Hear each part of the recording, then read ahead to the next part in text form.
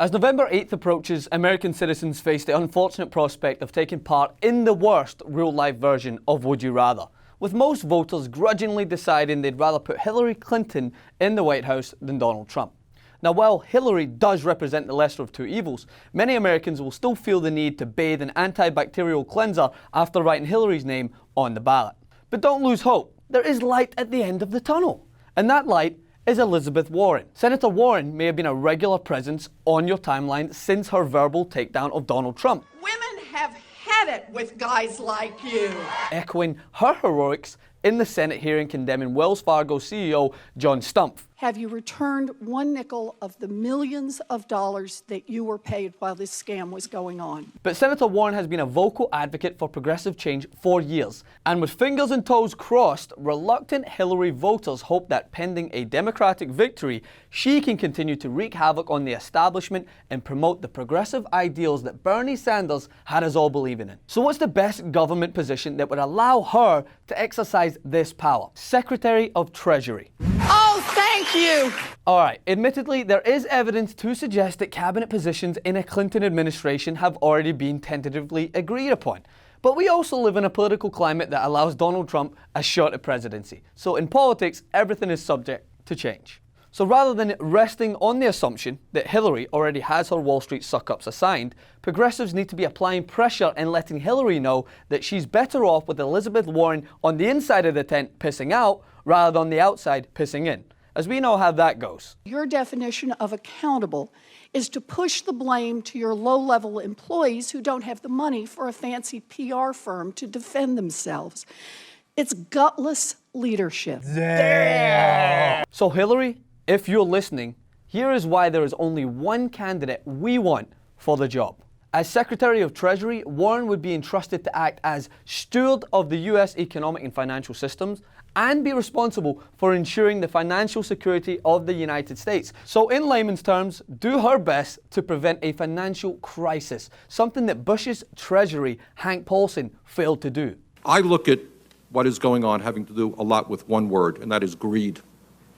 Frankly, I do not believe that the Bush administration is trying to help all of the people. Don't believe that at all. Who better to keep Wall Street in check than the person who's taken on the CEOs and bankers responsible for plunging America into the darkest financial crisis since the Great Depression? Time and time again, Senator Warren proved that she has condemned the failures of both the Bush and Obama administrations to prosecute bankers for the financial crisis, and in turn made it her duty to pursue justice for those left scorned by the recklessness of Wall Street.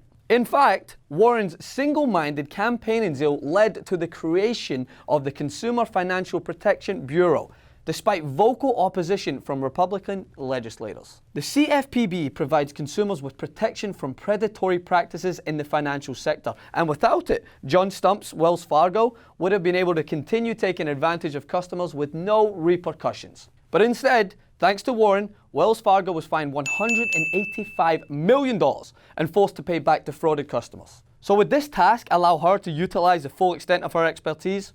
Check.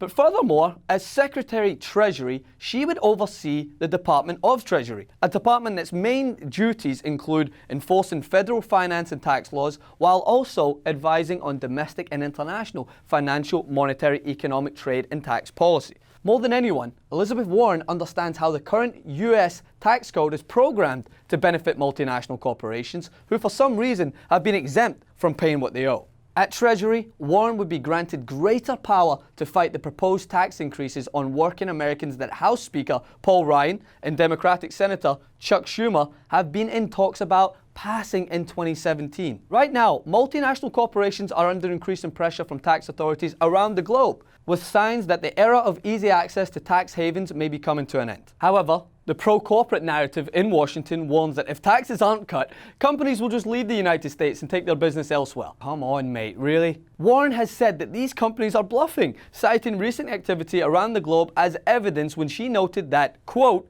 developed countries are cracking down on tax dodgers. You saw what just happened with the European Commission ordering Ireland to collect $14 billion back in taxes from Apple. And for what I can see, Apple isn't packing up and leaving Ireland anytime soon. Here comes Warren. Instead of bailing out the tax dodgers under the guise of tax reform, which is what Paul Ryan, Chuck Schumer's plan would do, as Treasury Secretary, Warren could lead the fight to repair our broken tax code and compel corporations and other tax dodgers to pay their fair share.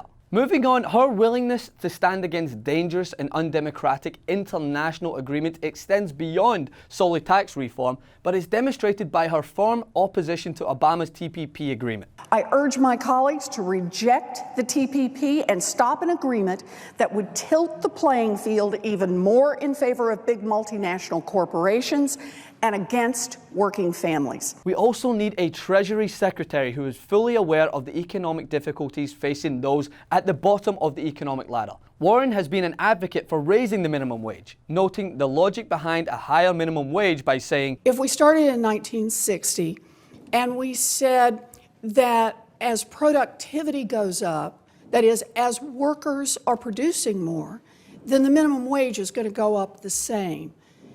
And if that were the case, the minimum wage today would be about $22 an hour. But we all know that in politics, words are most of the time just words. But Warren has identified that more and more employers are hiring part-time, subcontract, outsourcing, franchising, on-call, temporary workers, and in turn are withholding standard benefits and refusing to uphold working laws. Laws must be adapted to make sure that the basic bargain for workers remains intact, and that workers have a chance to share in the growth that they help produce. At the New America Annual Conference back in May, Warren unveiled a comprehensive set of proposals to combat this issue and provide protection for those left without a voice. The safety net, unemployment insurance, workers' comp, Social Security, hasn't been updated to fill in the holes that employers have created. She has proposed 3 steps to combat this trend. 1, provide portable basic benefits, which includes Social Security, insurance against catastrophic loss,